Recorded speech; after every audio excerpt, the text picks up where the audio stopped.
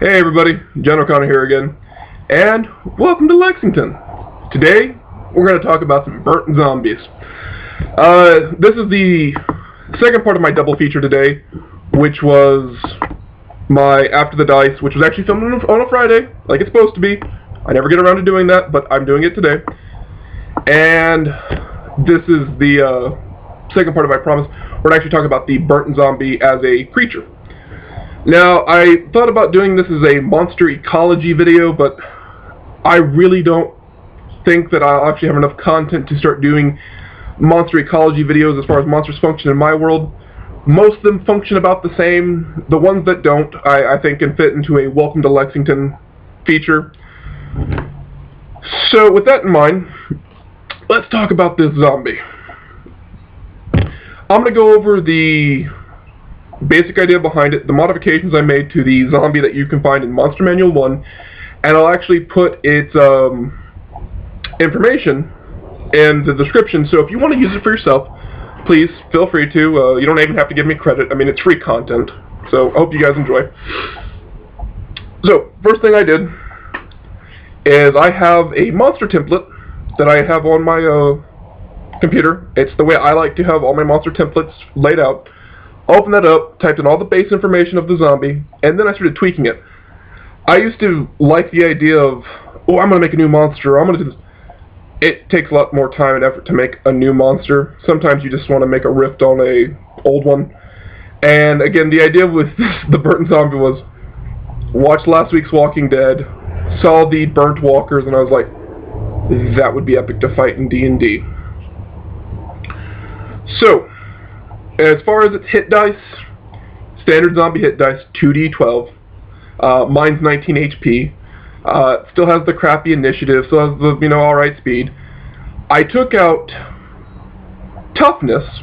For my group, I thought, okay, they don't have a problem hitting things, they have a problem doing damage. So again, that 3 HP for a challenge rating 1 creature with people who are... I have one player who's a level 4 fighter, and then 2 other characters that are level 2 with a level 2 adjustment on them. I wanted to have something that had less HP, so 19 hit points. So I took away the toughness feat, which brought it up to 22. I really can't make the difference of a hit. And just give it improved natural armor, which took it from an 11 to a 12. Really, it's not that hard to hit, because just the D20 alone. That's my thought process. If you disagree, more than welcome to leave a comment. But the story element of it was there was an enchanted ruby throwing small fireballs, which were landing on these recently deceased corpses, burning their flesh, and then animating them up. Now, the flavor text I use here is that if it hit a skeleton, it would have just disintegrated the skeleton, because when these zombies die, they turn to white or gray ash. So, with that in mind, skeletons would have just dissolved, but these things have a very short half-life. This will be up to you to decide if you want to use this creature, but the idea behind this is, since it's stronger than a regular zombie, its half-life is considerably shorter, whereas a zombie is pretty much indefinite. These things are cooking from the outside in, or inside out. So they get the fire subtype, so when they do their slam attack, it does the... what do I have here? 1d6 plus 1 point of fire damage. Again, that extra point of fire damage is not them channeling fireballs or anything, it's the fact they're cooking. They're so hot they're actually cooking you. And they're cooking themselves, and when they hit you, it's hot to the touch. So I leave it up to the DM who wants to take this idea, that, these things, you can just kind of wait them out. That in mind, so again, it's very much designed for a low-level challenge. Because low-level characters really can't wait things out unless the circumstances set up for them like that. So, slowly burning, and again, when I animated their slam attacks, it was they lumber forward, and they really choreograph it. They bring their arm up and they bring it down hard on you. So you can feel it as it strikes center mass here. If you got real creative, you could hit them in the face and leave a little scorch mark. Again, completely up to you. Now, I'm not going to put any kind of organization or how many there's supposed to be, and that's completely up to you. That's something I always find silly in the monster manual, is the way they set things up is like, well, these things normally travel in a pack of 12. It's like, well, it doesn't matter. It's an intelligent creature. Intelligent creatures can walk in a pack whatever they want. With zombies, it's how many are created. So, put as many as you'd like. Of course, I kept its alignment neutral evil just because, you know, they had some holy water and some... they had the holy water, so it did damage. So, you know, like, I tried to give them every advantage I could. Oh, I'm reading this as I'm talking to you. They didn't have any special attacks. It was just the extra damage. And, of course, they had the regular damage reduction 5 against slash, and then superseded by slashing. It was really disheartening watching two of the characters as, I have my tank, my map maker, who's playing a 4th level fighter. Well, he's using slashing great axes and doing a lot of damage. Well, the other two characters were playing it safe and using a crossbow and a compact bow, and they're hitting, but it's like, those are piercing. I can't say anything.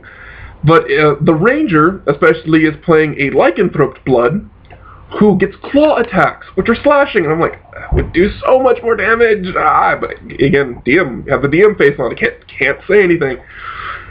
And it was really disheartening because Nicole, she was hitting every time. I mean, she was Billy Badass with her crossbow.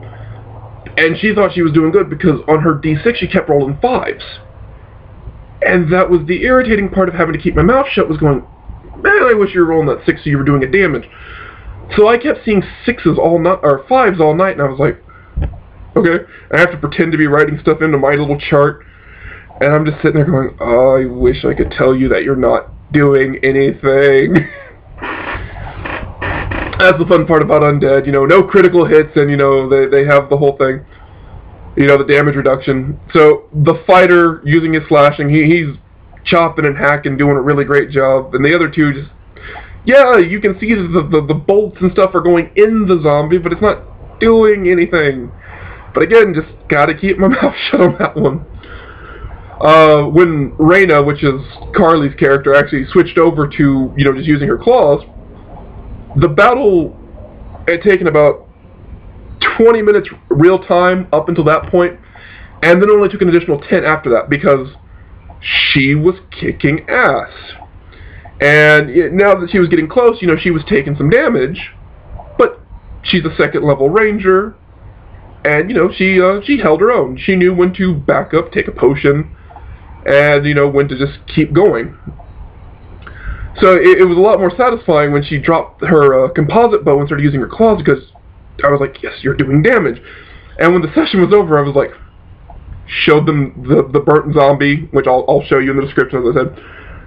And they're like, wow, this battle could have gone a lot shorter. I was like, yeah. So, I just wanted to share that little thing with you. I know this is kind of short for a Welcome to Lexington video. I normally talk about, you know, overarching things, but I really just wanted to share this this monster with you. If you want to use it in your campaign, as I said, feel free. I would just like feedback, what you guys think about this monster, and how you would tweak it for your campaign. As always, guys, if you enjoy what I'm putting out there, please like, subscribe, and share. I appreciate it all, and I hope you guys are enjoying spring as much as I am. Talk to you later.